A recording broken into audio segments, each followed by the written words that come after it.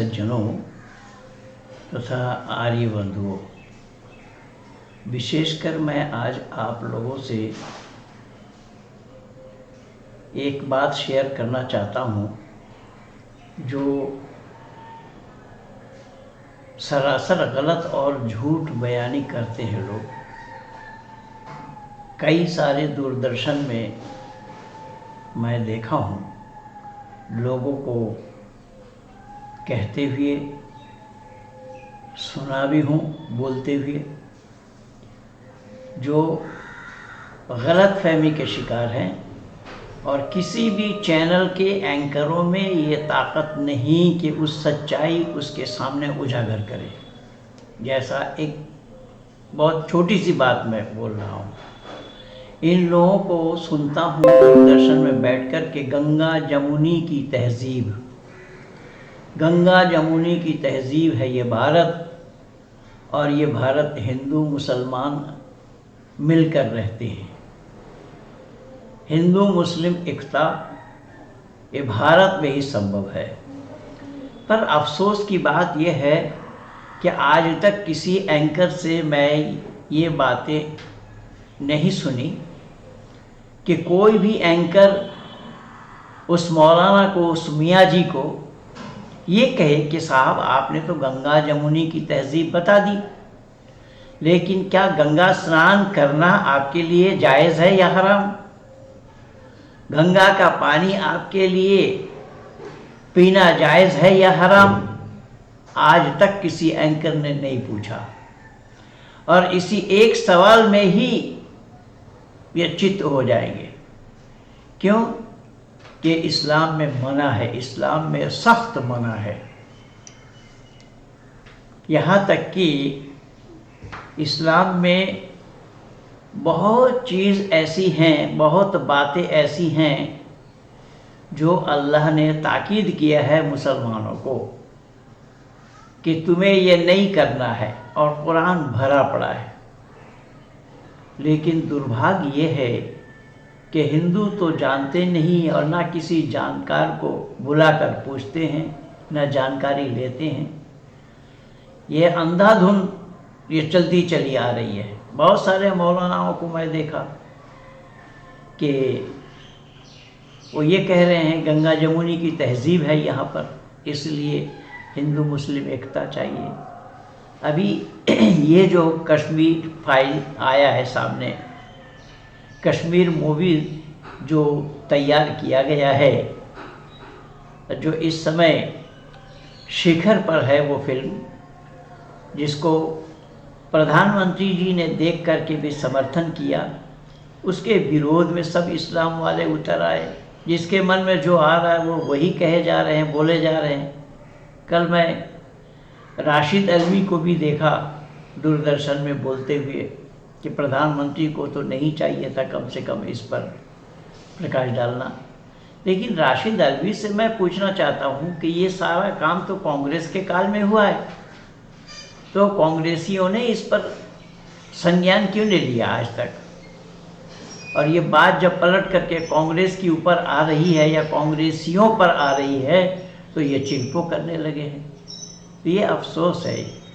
आइए मैं कुछ तथ्य आप लोगों को दे रहा हूँ कि इस्लाम वाले भले ही ये कहें कि हम हिंदू मुस्लिम एकता हम अपने दिल में जगह रखते हैं इस्लाम वालों के लिए, तो यह कभी भी सही नहीं है।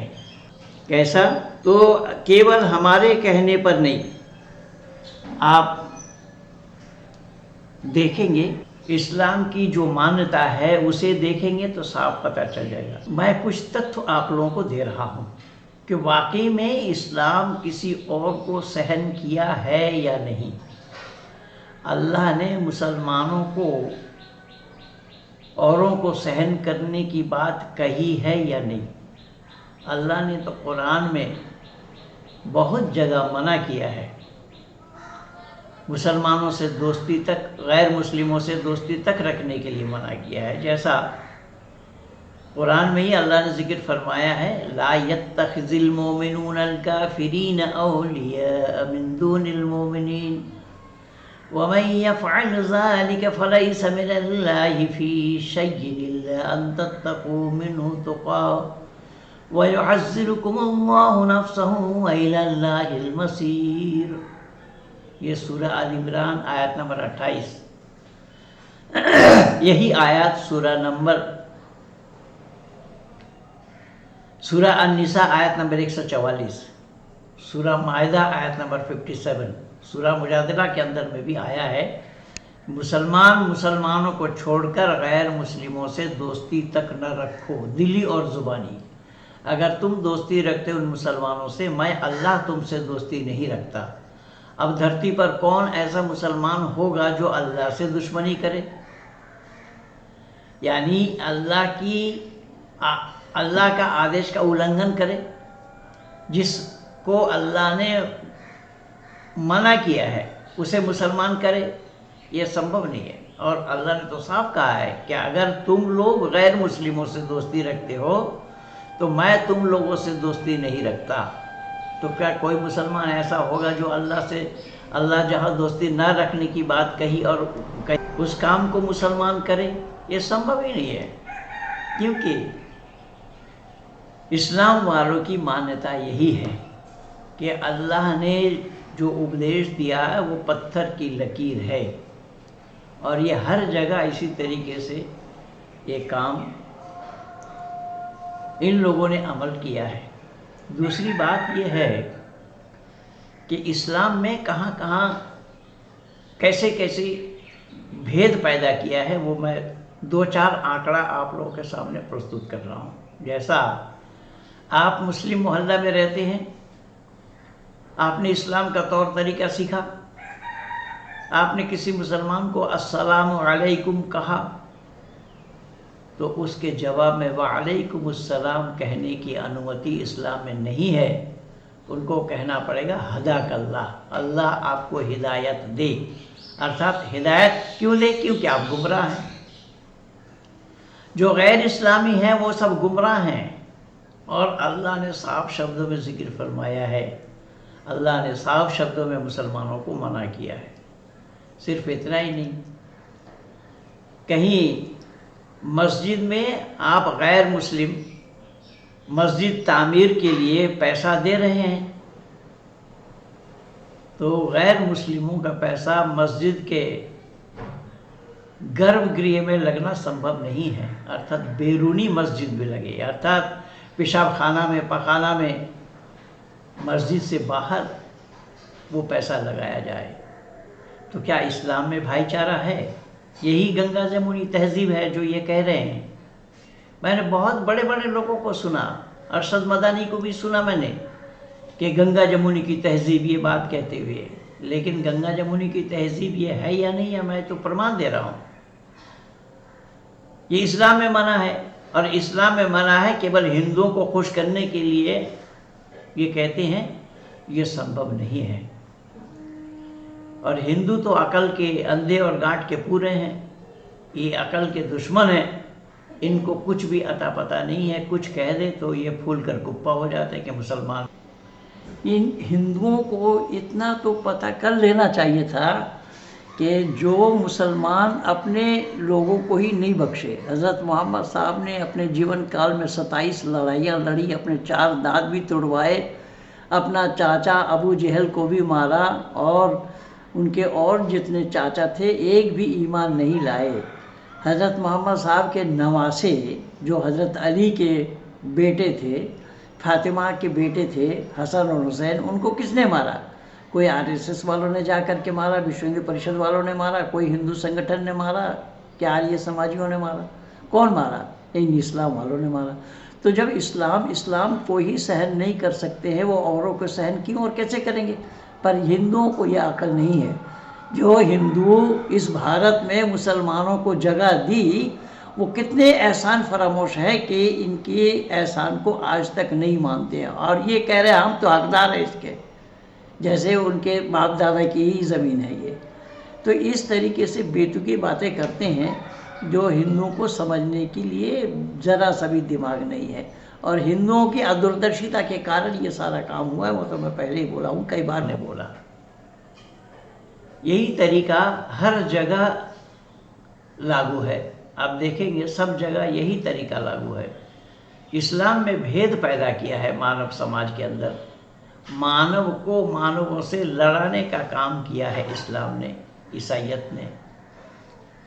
इसीलिए मैं ये निवेदन कर रहा हूँ कि गंगा जमुनी तहजीब भले ही ये कहें, किंतु गंगा स्नान इनके लिए हराम, गंगा का पानी पीना इनके लिए हराम। तो क्या गंगा जमुनी तहजीब का क्या तात्पर्य है, गंगा जमुनी तहजीब का क्या मानी है? केवल इतना ही नहीं है, और बहुत सी बातें हैं जहाँ इस्लाम मानवता विरोधी कार्य किया है, मानवता विरोधी उपदेश दिया है।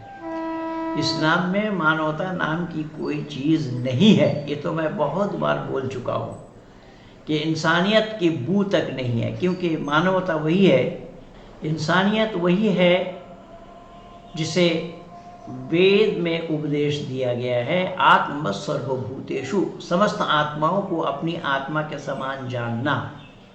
ये उपदेश वेद में है। ऋषि मुनियों ने ये उपदेश दिया है परमात्मा की प्रेरणा से कि समस्त आत्माओं को अपनी आत्मा के समान जानना। और इन्हीं बातों को महाभारत की भाषा में कहा गया है, आत्मा नाम प्रतिकूलानि परिश्राम न समाचरे। जो अपने आत्मा के लिए सही न लगे, औरों के लिए ऐसे विचार अपने मन में नहीं लाना। ये है वैदिक परंपरा। वैदिक परंपरा ये भी है, परमात्मा से हम प्रार्थना करते हैं, सर्वे भवन्तु सुखिनः सर्वे सन्तु निरामया सर्वे भद्राणि पश्यन्तु मा कश्चित् दुर्भाग् भवेत्। हे ईश, सब सुखी हो, कोई न हो दुखारी, सब हो निरोग भगवन धन ध्यान के भंडारी।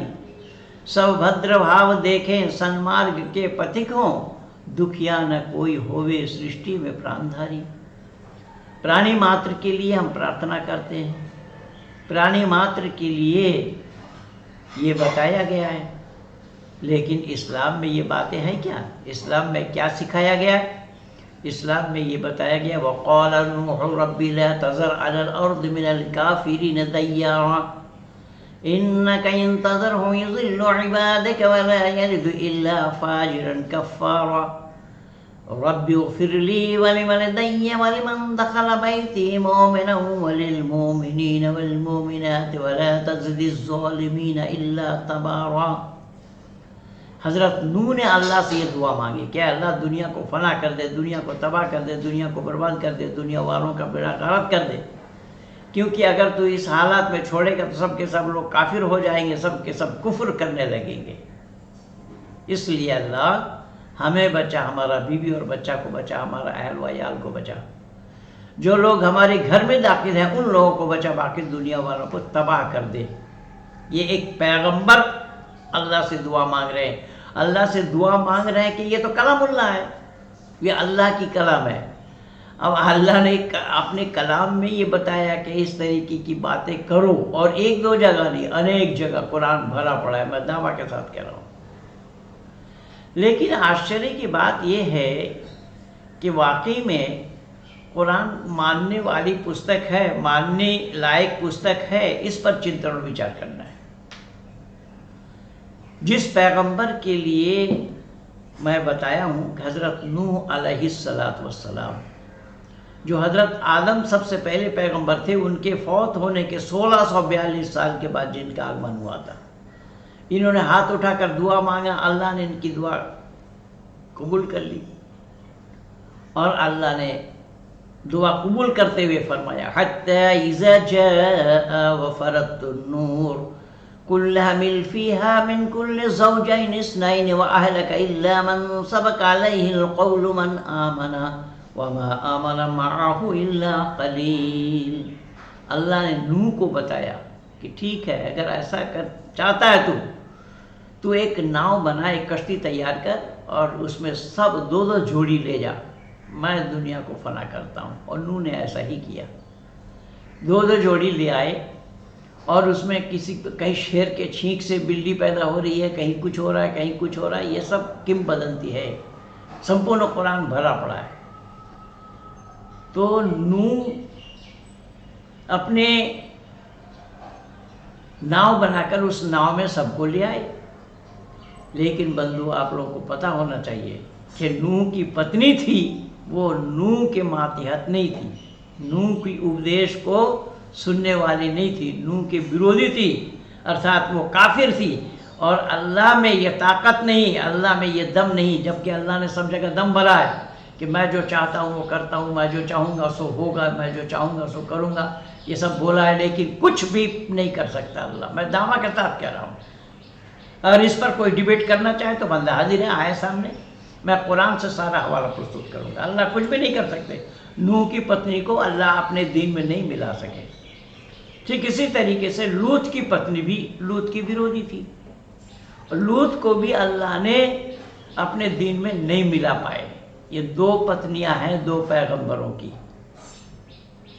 जो काफिर हैं, अपने दीन में नहीं मिला सके। जो पैगंबर, पैगाम लाने वाले, अल्लाह का पैगाम पहुंचाने वाले औरों तक, औरों को अपने में शामिल करने वाले, औरों को अपने अल्लाह के दीन में मिलाने वाले ऐसे हैं, तो जो अपने पत्नी को ही नहीं मिला पाए वो औरों को क्या मिला रहे होंगे?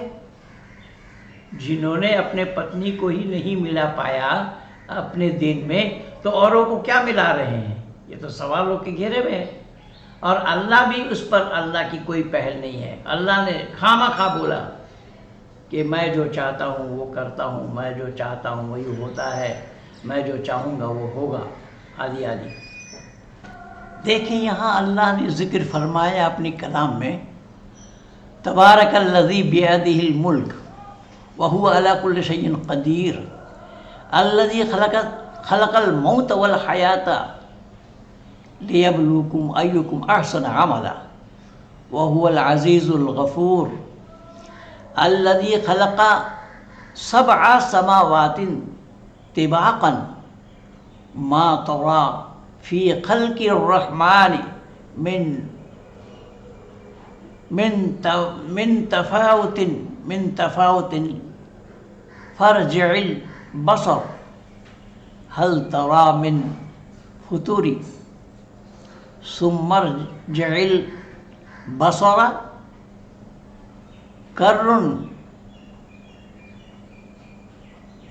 कर्रुतैनि यनक़लिब इलैकल बसर खाशिअन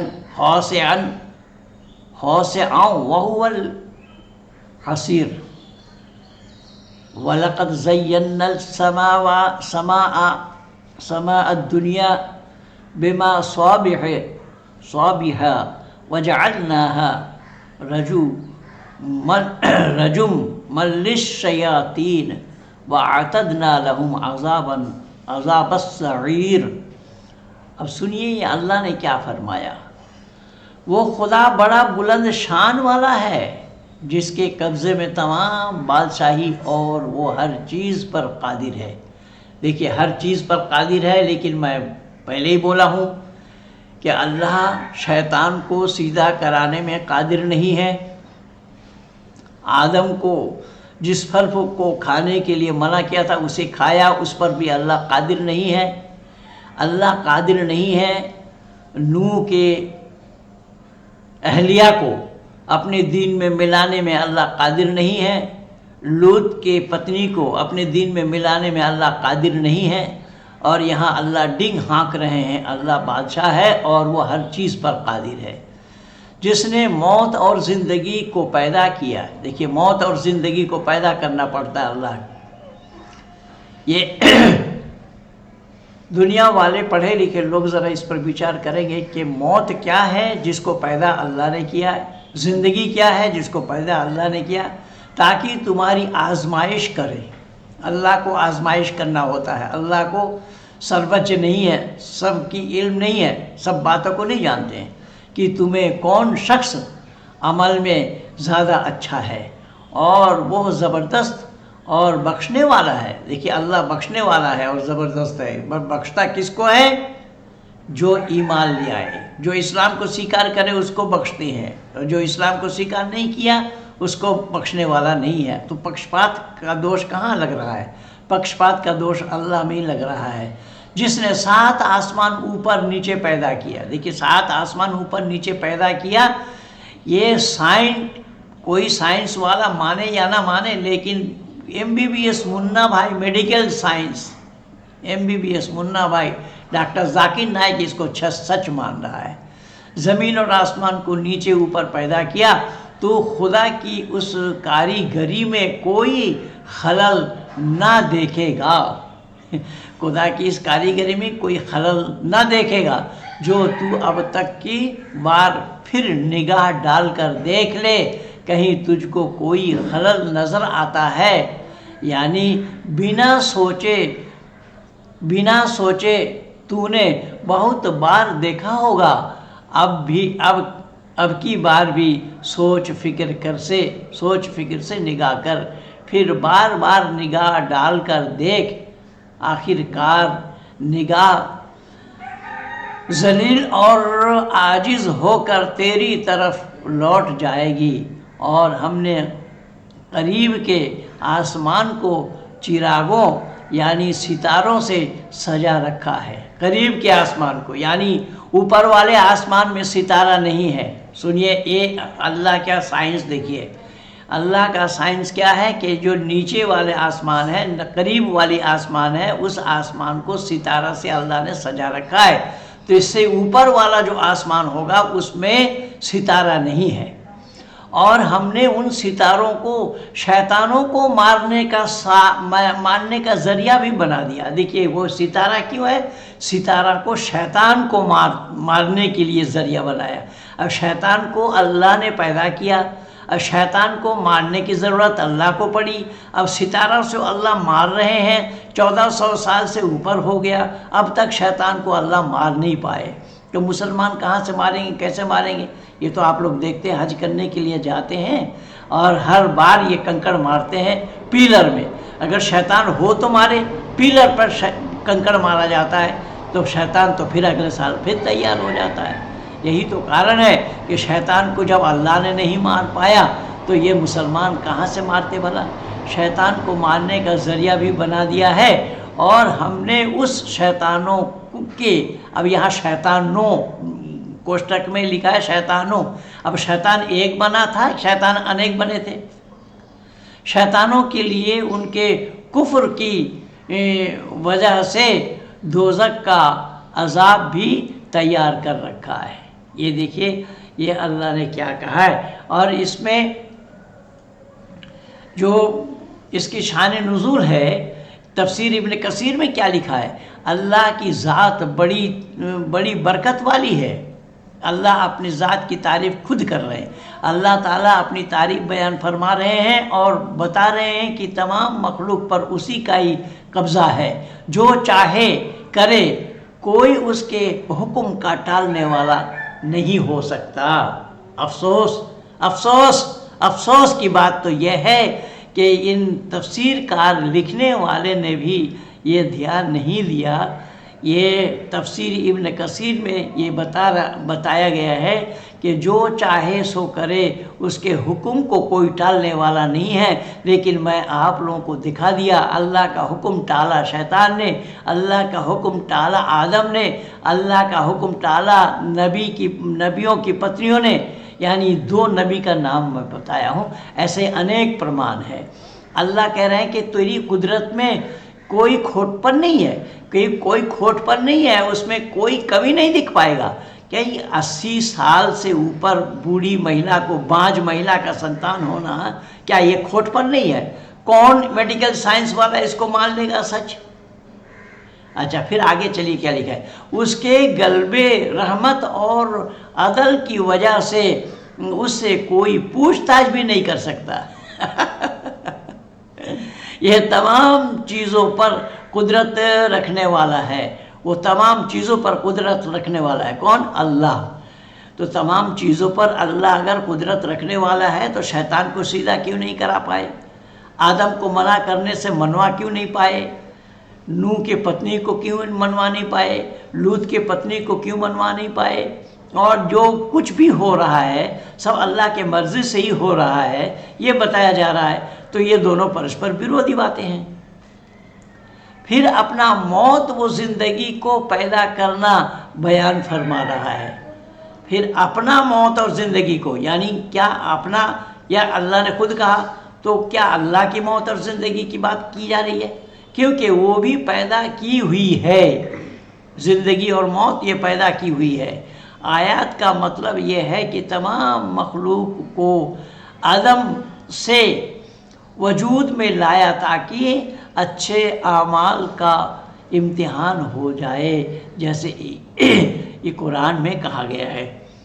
اسی لیے میں آج آپ لوگوں کو ایک بیان اور دے رہا ہوں جو کہ آپ لوگ بھی سمجھنے کا پریاس کریں گے کہ اس میں اللہ نے خود کہا ہے، اللہ نے خود فرمایا ہے، اور ہر ایک سورہ کے پرتم میں یہ بتایا گیا ہے. رشید اینن نے انہی پر ہی سوال اٹھایا ہے. رشید اینن نے ستیات پرکاش کے 14 سمولاس کو بھی یہیں سے شروع کیا ہے.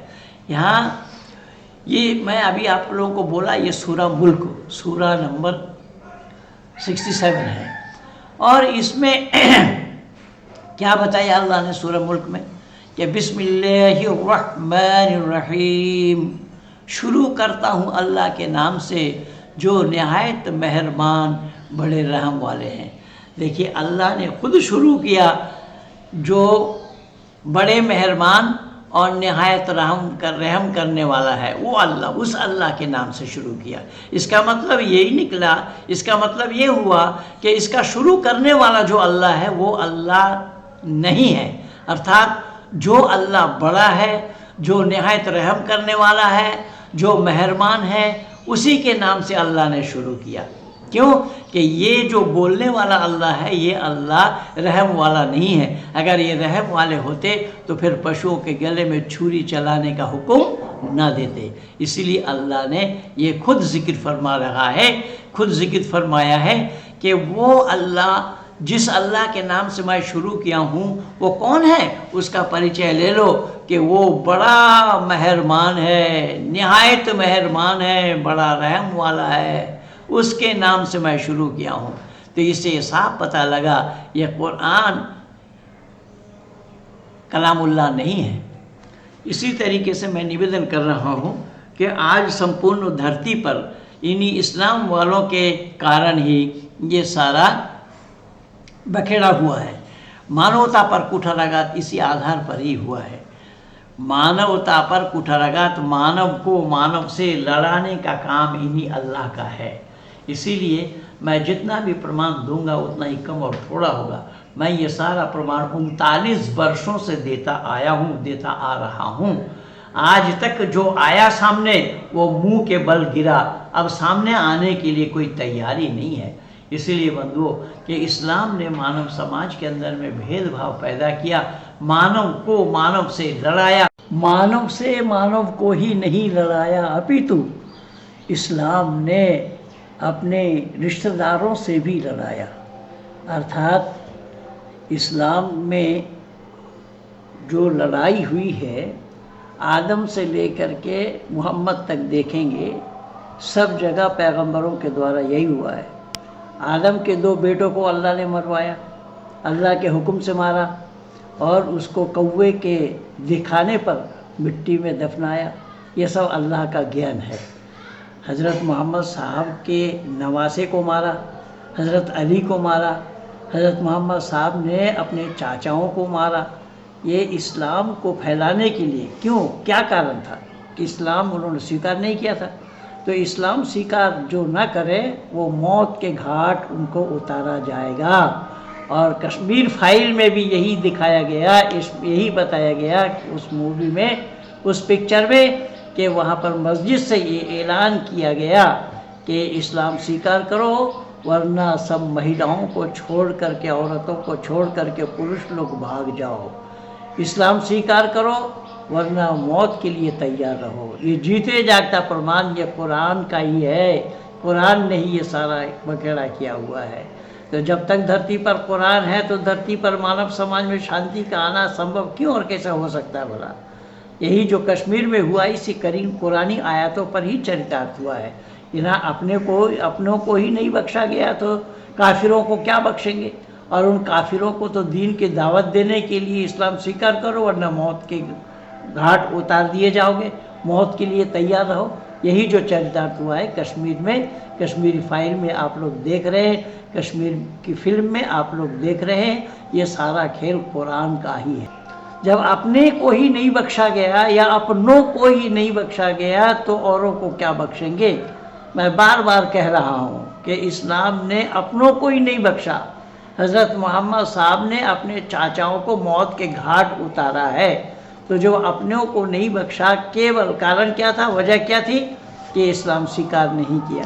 तो जब वो लोग इस्लाम स्वीकार नहीं किए, उन्हें वो ये मार सकते हैं, मौत के घाट उतार सकते हैं, तो कश्मीरी पंडितों को, काफिरों को मौत के घाट उतारे में इस्लाम के लिए कौन सी बड़ी बात है भाई। मानव को मानव से दुश्मनी सिखाई, ये सब काम अल्लाह का किया हुआ है। इसीलिए मैं निवेदन कर रहा हूँ कि इस्लाम, ये मानिए कि शायद एक कैंसर रूपी रोग है। ये रोग जिसको पकड़ लिया है वो उससे बाहर नहीं हो पाया, वो उससे अलग नहीं हो पाया। बहुत कम ही लोग हैं विलक्षण प्रतिभा संपन्न जो इस रोग को जानकर इस रोग से मुक्ति पाने के लिए प्रयास किया है और कर रहे हैं। ऐसे ही बहुत सारे लोगों को मैं प्रयास करता हुआ पाया, बहुत सारे लोगों से मैं प्रयास कराया, ये सब बातें सामने आई हुई हैं।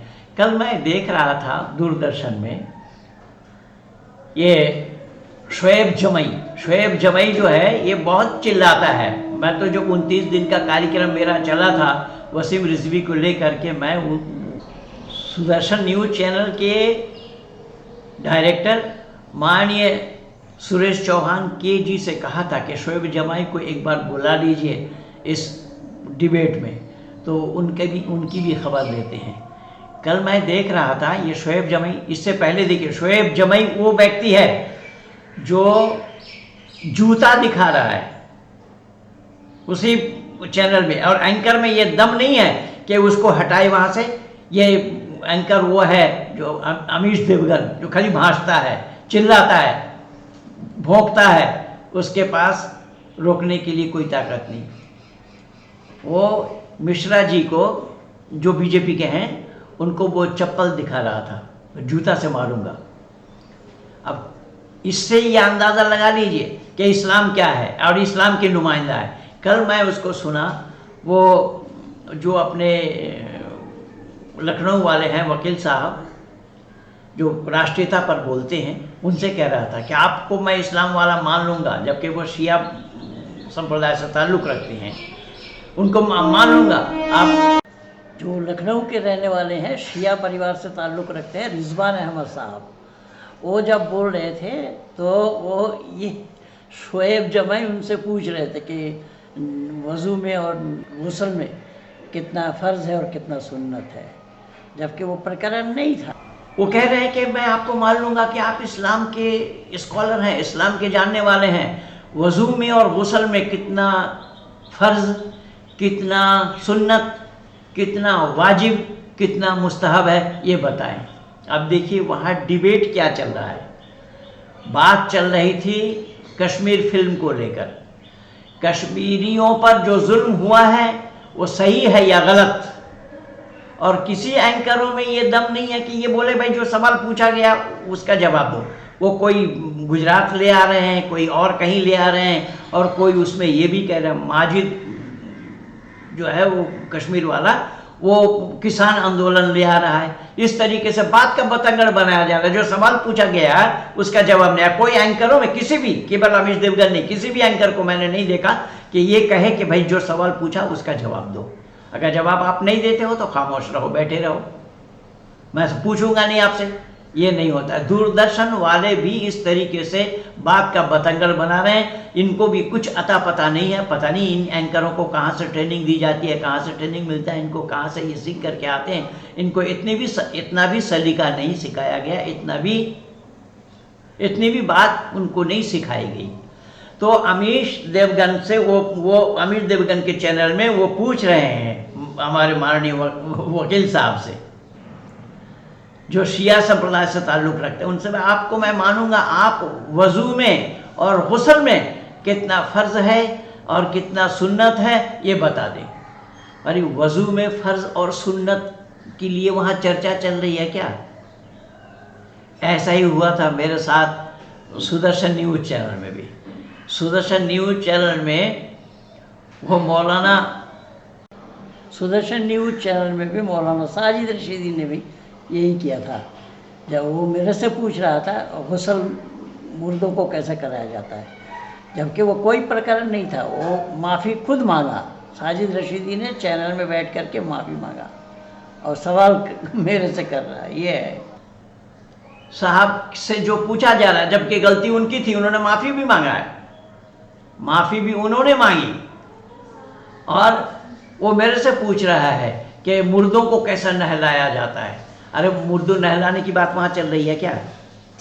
مردوں کو نہلاؤ کہ مردوں کو نہلانا، جہاں پانی نہیں ہے وہاں کیسے نہلاؤ گے؟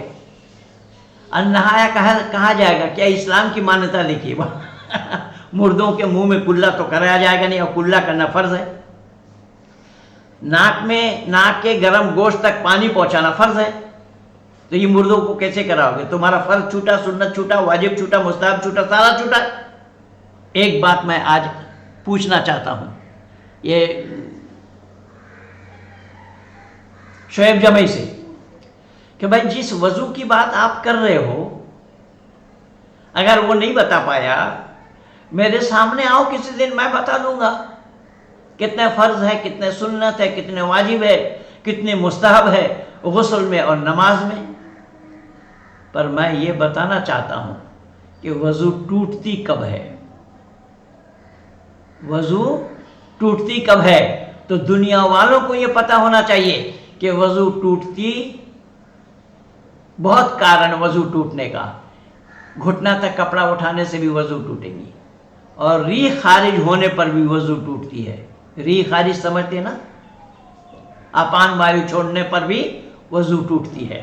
اب وضو ٹوٹنے پر وضو کیا جائے گا، وضو کیا جائے گا. کلا کرنا، ناک کے گرم گوشت تک پانی پہنچانا، پورے چہرے کو دھونا، ہاتھ کے ٹخنے تک دھونا، اور پاؤں کو بھی دھونا، پھر مسح کرنا، 3 انگلی اس طریقے سے ملا کر ہاتھ کے پانی کو سکھا دینا، پھر یہاں پیچھے سے لا کر کے گردن میں ہاتھ الٹا پوچھنا، ہاتھ کو سکھا دینا ہے. یہ وضو کی طریقہ ہے، وضو کا قاعدہ ہے. یہ وضو کیا کس سے؟ ریح خارج ہونے پر، اپان وایو چھٹنے پر وضو ٹوٹی. لیکن اپان وایو کہاں سے نکلی بھائی؟ نکلی کہاں سے؟ جہاں سے وہ نکلی اس جگہ کو دھویا جائے گا.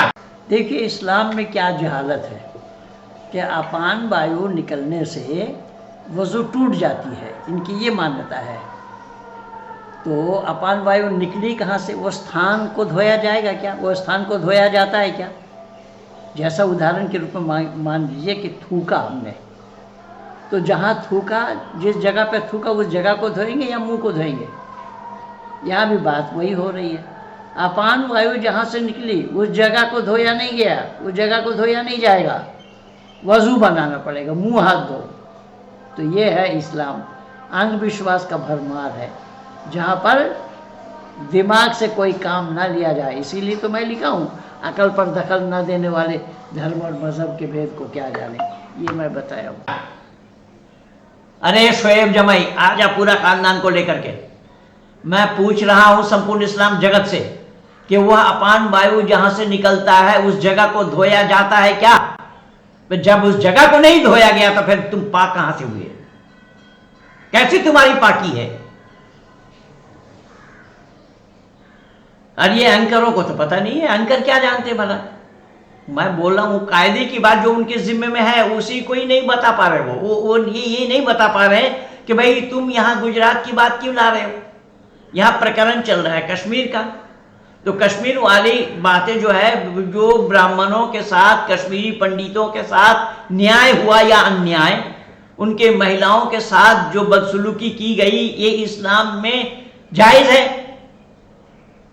وَقَاتِلُوا حَتَّى لَا تَكُونَ فِتْنَةٌ وَيَكُونَ الدِّينُ لِلَّهِ. قرآن میں اللہ نے کہا جب تک اللہ کا دین دنیا میں پھیل نہ جاوے، کافروں کو جہاں پاؤ وہیں قتل کرو. اب وہاں تو موقع ملا تھا، تبھی تو مسجد سے یہ آواز لگائی گئی کہ اپنے عورتوں کو چھوڑ کر کے مرد یہاں سے نکل جائیں. یہ تو ہے اسلام. اسی لیے اسلامیوں سے کہنے سے پہلے اسلام کو جاننا پڑے گا۔ اسلام کیا ہے؟ اسلام ایک کینسر ہے، کینسر، اور اس کینسر روگ سے میں نے مکتی پائی ہے، بہتوں کو مکتی دلایا ہوں۔ اس لیے بندھو، میں ادھک نہ کہتا ہوا کیول آپ لوگوں سے اتنا ہی اشارہ کیا کہ سچائی کوسوں دور ہے، سچائی سے اسلام کوسوں دور ہے، سچائی سے اسلام کے ماننے والے کوسوں دور ہیں۔ یہ انسانیت کو نہیں جانتے ہیں۔ انسانیت کے ورد بہت سارا کام اسلام میں ہے جو اسلام کا اپدیش ہے۔ یا ایھا النبی حرض المؤمنین علی القتال ان یکن منکم، اللہ نے صاف شبدوں میں ذکر فرمایا ہے کہ مسلمانوں کافروں کے خلاف جہاد کرو۔ تم 20 مسلمان ہو، 200 کافروں پر بھاری پڑو گے، تم 100 ہو، 1000 پر بھاری پڑو گے۔ یہ ہے اسلام، یہ ہے قرآن، یہ ہے قرآنی اللہ۔ کیول اتنا ہی نہیں، میں نویدن کر رہا ہوں، اللہ نے تو یہی اسی لیے بولا نا، جو اللہ رحم کرنے والا نہایت مہربان ہے، اس کے نام سے شروع کیا۔ تو یہ اللہ جو اپدیش دے رہے ہیں قرآن کہ جو اللہ ہیں، یہ اللہ رحم والا نہیں ہے۔ اگر رحم والے ہوتے تو اوروں کو قتل کرنے کا حکم کیوں دیتے، کیسے دیتے؟ یہ سب قاعدے کی بات ہے۔ اسی لیے میں دعویٰ کے ساتھ یہ کہہ رہا ہوں کہ یہ سب باؤنڈر مچائے ہوئے ہیں اسلام کے نام سے، اور اسلام کوئی دھرم نہیں ہے۔ اس لیے میں نے 2 ٹک میں ہی اسلام والوں سے یہ سوال کیا کہ قرآن کو کوئی کلام اللہ سدھ کرے اور اسلام کو کوئی دھرم سدھ کرے۔ یہ 2 چنوتی میں دیا ہوں اور قیامت تک سمجھ دے رکھا ہوں۔ جو آیا وہ منہ کے بل گرا، جواب نہیں ہے ان لوگوں کے پاس۔ اسی لیے میں نویدن کر رہا ہوں کہ واقعی میں یہ جو کچھ بھی ہو رہا ہے، یہ سب مانوتا برودھی کاری ہو رہا ہے، مانوتا ورودھ کاریہ چل رہا ہے۔ جو کشمیریوں کے ساتھ جو اتیاچار ہوا ہے، جو بے دردی کے ساتھ ان لوگوں کے ساتھ جو برتاؤ کیا ہے، یہی اسلامک شکشا ہے۔ اگر ماننیہ پردھان منتری جی نے اس فلم کو دیکھ کر کے اگر سہمتی دی تو کون سا گناہ کر دیا؟ وہ مانوتا پر کوٹھاراگھات ہو رہا ہے تو مانوتا پر کوٹھاراگھات کرنے والوں کے لیے بولا نہیں جائے گا کیا؟